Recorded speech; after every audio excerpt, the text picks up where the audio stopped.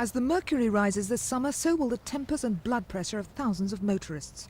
Government plans to undertake major repairs on the M1 and A1, plus road building on the A405 and M25, mean that in July, drivers from the northern commuter belt will be fuming in monstrous rush-hour jams.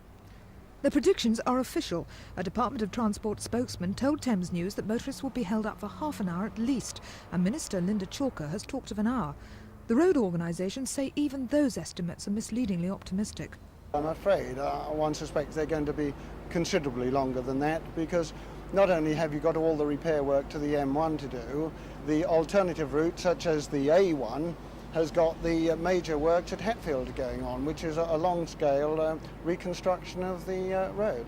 Do you think that Mrs Chalker has done her calculations wrong, is genuinely misguided, or is she trying to mollify the motorist?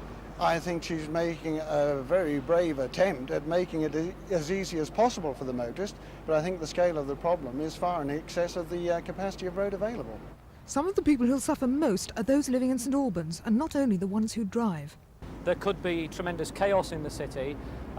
Traffic could grind to a halt because St Albans is an old medieval city with narrow streets, and we already have a lot of traffic problems, and nothing has been prepared, as far as I know, to deal with these, except simply lifting the lorry ban and letting them filter through as they will. According to the RAC, the blame for the coming log jams lies fair and square on the government, but not necessarily this one. When the M1 was built, it just wasn't built big enough, they say, and short-sightedness at the planning stage plus lack of adequate maintenance has led to unavoidable problems now. Meanwhile, what advice is there for commuters?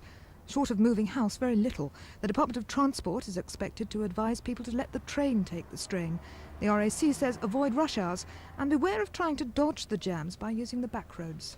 I left the M1 myself this morning thinking that I knew an alternative route, and it took me 3 hours for a 58-mile journey. Rita Carter, Thames News.